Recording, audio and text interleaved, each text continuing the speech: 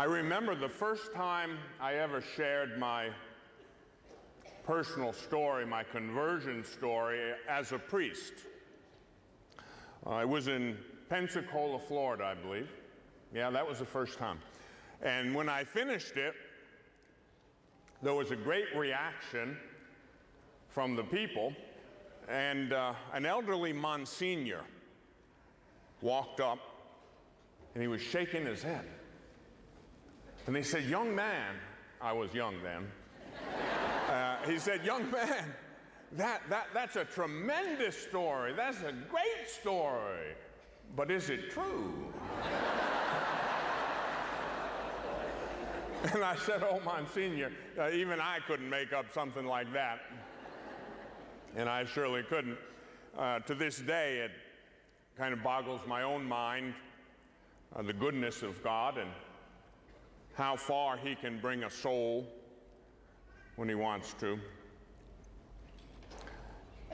I've done it many times since, and with each passing year, I come to appreciate a little bit more the goodness, the great goodness of God. You know, God's very name is mercy. God's name is mercy. He is mercy. He doesn't just have mercy. God is mercy itself. Let me just begin by reading to you from my favorite book, from the Gospel of St. Luke, chapter 15. You know, chapter 15, Gospel of Luke, is a tremendous, you might call it the Magna Carta of mercy. It's a tremendous chapter in the Gospels on God's mercy. The tax collectors and the sinners were all gathering around to hear Jesus, at which the Pharisees and the scribes murmured, "This man welcomes sinners and eats with them." This man welcomes sinners and eats with them. And then Jesus launches into a few parables, trying to explain to us the nature of our Heavenly Father. I'll just use one of these parables to illustrate. Jesus said to them, "A man had 2 sons. The younger of them said to his father, 'Father, give me the share of the estate that is coming to me.' So the father divided up the property. Some days later, this younger son collected all his belongings and went off to a distant land, where he squandered his money on dissolute living. After he had spent everything, a great famine broke out in that country, and soon enough he was in dire need. He attached himself to one of the propertied class of that place, who sent him to the farm to take care of the pigs. He longed to fill his belly with the food which the pigs ate, but no one made a move to give him anything. Coming to his senses at last, he said, 'How many hired hands at my father's place have more than enough to eat while I perish from hunger?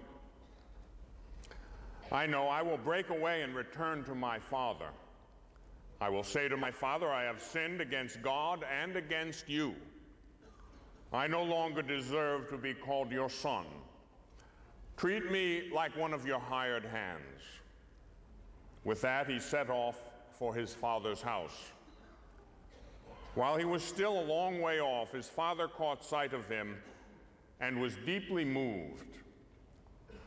He ran out to meet him, threw his arms around his neck, and kissed him. The son said to him, 'Father, I have sinned against God and against you. I no longer deserve to be called your son.' The father said to his servants, 'Quick, bring out the finest robe and put it on him. Put a ring on his finger and shoes on his feet. Take the fatted calf and kill it. Let us eat and celebrate, because this son of mine was dead and has come back to life. He was lost and now he is found. At one time or another, in one way or another, to some degree or another, every one of us is the prodigal son or daughter.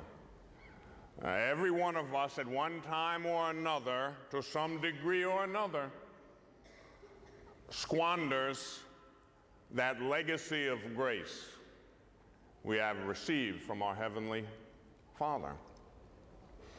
And Jesus, in this beautiful parable, assures us of the nature of God our Father. Over the years, now I celebrated my 10th anniversary last year of ordination to the priesthood, but in that 10 years that I've been preaching, I've traveled many places. Actually, it's only in the last 7 years. I've preached in 49 states, in all of the Canadian provinces, except Newfoundland, and I've been invited there many times, and I'm going to go sooner or later. I've preached in several foreign countries. So in that 7 years or so, I've gotten around a little bit. And I've seen quite a cross-section of the church and the world. And I can tell you, with each passing year, I begin to see the great wisdom of God, and I marvel at it. I begin to see that God had a plan for me, just like he has a plan for every one of us. In that time, I have seen an awful lot. Some of it, perhaps I'd rather not have seen. I have stood on a bridge high above a river on a cold, dark night, one time with a 14-year-old girl. The police had it cordoned off. 14. She was about to jump. 14, from a rather affluent family. 14, and had been a heroin addict for 3 years. 14, and had been a prostitute for 3 years. In the course of that last 10 years that I've ministered as a priest and shared my own conversion story, I have received other telephone calls in the darkness of the night. Telephone call ringing and rattling in the middle of the night can be a frightening thing. I remember picking it up one early morning and didn't recognize the voice on the other end, and said, "You've got to come quickly. Father so-and-so is at such and such a place."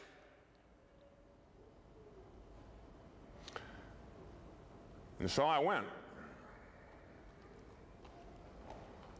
It was in a city I was unfamiliar with, but because of my past, I know cities.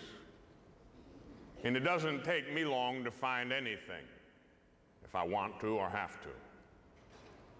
And so I found the address, and I recognized the place. I was not in my priest garb, as I usually am, because I recognized the nature of the mission from that emissary in the night. I got into the crack house.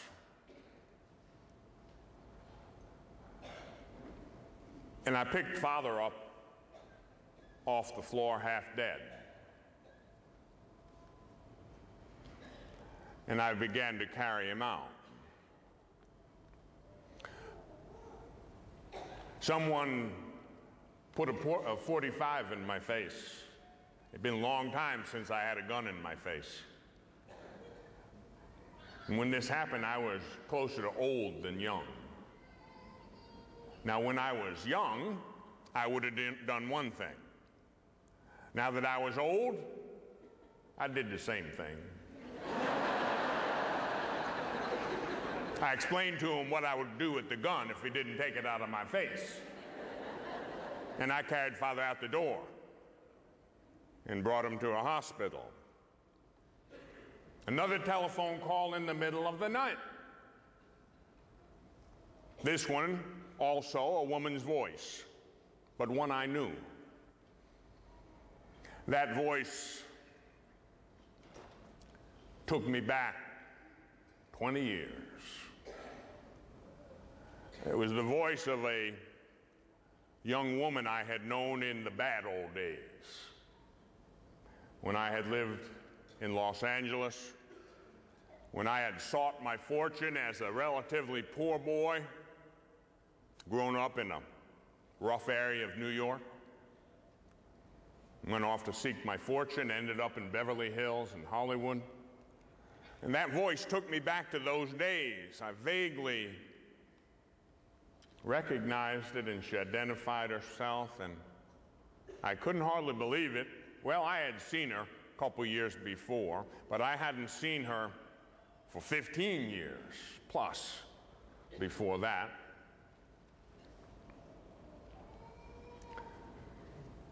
Every one of us has hopes and dreams and aspirations. Every one of us starts out in life filled with hope. Every one of us starts out in life with the seeds of greatness within our very being, every human being. And then the world, through its rejection, its cynicism, tends to beat that out of us. We begin to lose hope. See, over the years, I have come to learn that what matters is hope. You can lose everything else, but don't lose hope. In the last 10 years, I have seen people lose hope. That priest had lost hope. He wasn't a bad man. He had been rejected by his brethren. His only sin had been that he was trying to be a good priest. You know something? The world tends towards mediocrity.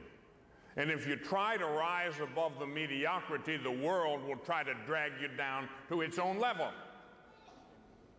Any man or woman who rises to greatness or aspires to it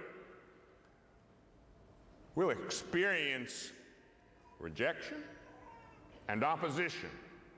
That's a law woven into the very fabric of our existence. Well, that priest had lost hope. That little girl on the bridge had lost hope. Countless people that I have met in the last 10 years or so were losing hope or had lost hope.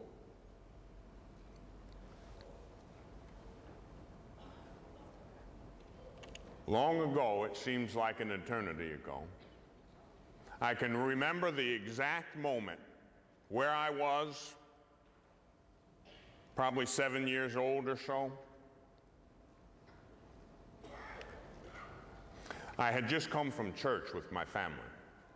Now, I was fortunate. I grew up in a good Catholic family, and we, of course, went to church every Sunday. We went to devotions at the local parish. I went to a Catholic school, had beautiful sisters to teach me when I was a young boy. So I had many, many benefits that other people just never had. But I remember this specific time. I know it was in the month of May. I know it was in the month of May because the lilacs were in bloom in upstate New York.